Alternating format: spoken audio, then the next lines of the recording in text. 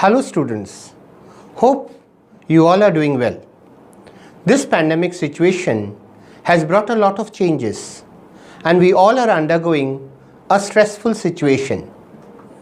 Students of classes 10 and 12 must be additionally worried about their upcoming CBSE board examination 2021.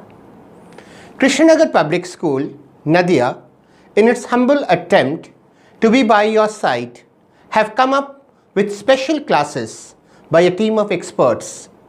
We are thankful to Sting News for extending their welcoming hands. Students, all the best to you. Stay safe, stay blessed.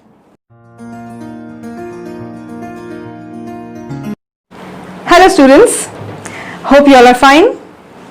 Well, we are here today to discuss one of the important topics from your class 10 English syllabus. Today we will discuss a poem. The title of the poem is Fire and Ice and it is written by Robert Frost. This poem is part of your English First Flight book. So, all of you have studied Robert Frost's poem The Road Not Taken in class 9. So, you are very familiar with his work. Born in 1874, Robert Frost is one of the most famous American English poets.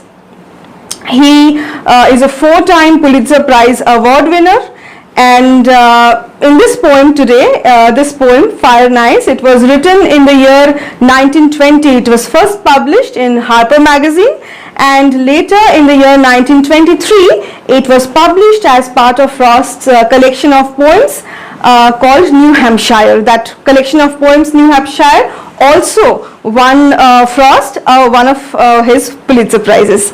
So this poem, before we go ahead and read the poem, let us first understand what inspired Frost to write a poem like this. There are several theories regarding this. Some critics believe that Dante's Divine Commedia, its part Inferno, actually inspired Frost to write a poem like this. So in Dante's Inferno, in Canto 32, Dante talks about a fiery hell where people are up to their neck in a lake of ice. So again you see this play of fire and ice. So there are some other critics who believe that this poem is a result of Frost's conversation with astronaut Harlow Shapley. In one of Frost's conversation, he had once asked Harlow Shapley, he was a very famous astronaut of the time, what do you think that will lead to the destruction of the earth? And Shapley had answered Frost that probably it will be either that the sun will explode or the earth will freeze, leading to everyone's death. Now we have to understand, we often take life for granted. We have to understand that there is something about this earth that is conducive to the blossoming of life. You have to remember, children, that Earth is the only planet in the solar system where life is known yet. All our scientists are trying to discover life in other planets, in other places in the universe, but no results yet. So there is something about the earth that is conducive to life. It is neither too hot nor too cold. Now when Frost has written this poem, of course, he is not talking about a physical environment. He is talking about something else, something more symbolic. We will go ahead and understand those topics once we read the poem. So let us first read the poem. Fire and Ice by Robert Frost.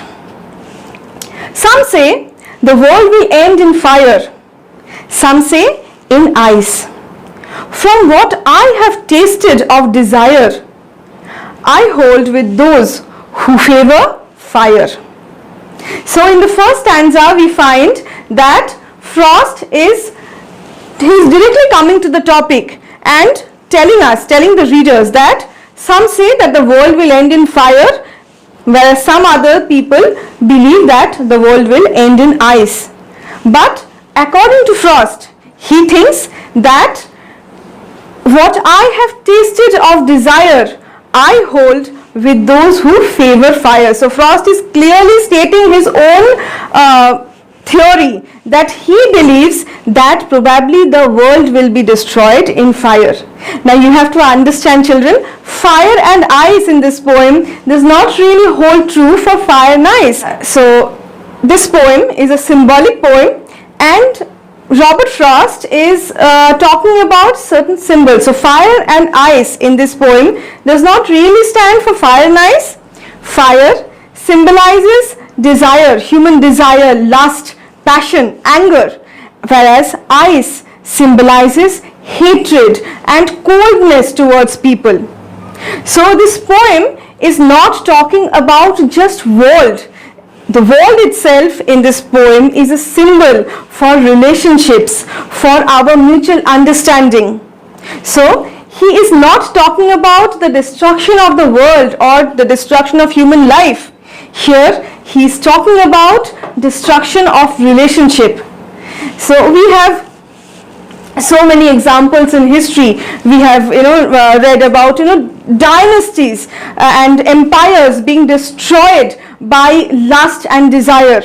You can take up any portion from you can take up Hitler maybe, or some other dynasty, Aurangzeb, where lust and desire is actually leading towards the destruction of the entire Mughal dynasty. So here Frost is talking about how desire is destroying the entire human relationship, leading to destruction. So in this poem, Frost clearly declares his affinity, his belief that probably if he has to come to a conclusion how the world will be destroyed, how human relationships will come to an end, he believes that probably it will be fire or desire. In the second stanza, the poet says, but if it had to perish twice, it means the world. But if it had to perish twice, I think I know enough of hate to say that for destruction, ice is also great and would suffice. So the poet says that if by any chance the world gets the chance to be destroyed twice, then ice too is enough of reason to destroy. Ice here means hatred or coldness, that cold behavior we show towards others, indifference we show towards others. That is also that slowly creates a division, creates a gap between human relationship, creates misunderstanding, thereby leading to the destruction of relationship, in this case the world. This poem is a symbolic poem, so the poet keeps on harping about these symbols. You will see there are certain repetitions as well. The poet keeps on saying, some say the world will come to an end, some say the world will come to an end with ice. So this word, repetition of the word some says, is constantly it is emphasizing on the fact that probably it is not the poet's own opinion, but at the same time he is clearly stating his own opinion as well. So he is trying to harp that it is an opinion, it is an opinion that has come to reality with a lot of discussion. Lot of people holds these kind of beliefs. The rhyming scheme of the poem is A, B, A. You can see some say the world will end in fire. Fire, if that sound we take as A. Some say in ice, it's a different sound, so B. From what I have tasted of desire is fire, desire matches with fire, so A, B, A, and again in the last line of the first stanza we have A. So fire ice, desire, fire. A, B, A. That is the rhyme scheme of the poem. Let's see how the poet ends the poem. He says, to say that for destruction, ice is also great and would suffice. Ice is also great and would suffice. Look at the use of this word suffice. The poet ends the poem with this word. This word itself is such an interesting choice of word. This last word, suffice, it aptly sums up the entire poem. How these two passions, how the passion of desire, lust, and the passion of hatred, they are sufficient enough to destroy the entire human race, to destroy all kinds of human bonding, relationship, faith in each other. It is enough powerful to destroy the entire world. The model that the poet tries to harp through this poem is that human beings need to mend their ways, that there are certain actions on our part which are leading to this kind of destruction, which one day will lead us to complete isolation. We will be completely detached from one another, and there will be complete detachment, complete destruction of human relationship. So the moral that the poet harps is that human beings needs to mend their ways. We need to mend our ways so that we can prevent this destruction. We can stop this human bonding, this relationship from getting over. The theme that the poet talks about is how the destructiveness of the passions of love and hate. That is the major theme that runs throughout the poem. You can, once you have read the poem, you will understand that the entire tone of the poem is very gloomy, it is very grave. The poet is constantly talking about destruction as if there is no hope.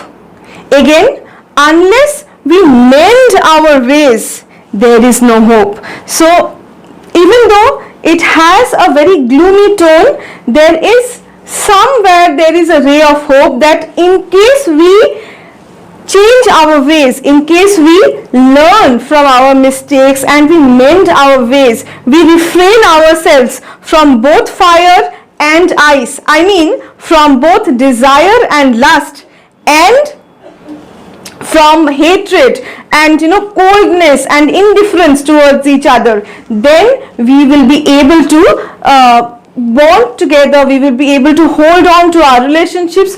Probably we will be able to save the world from destruction.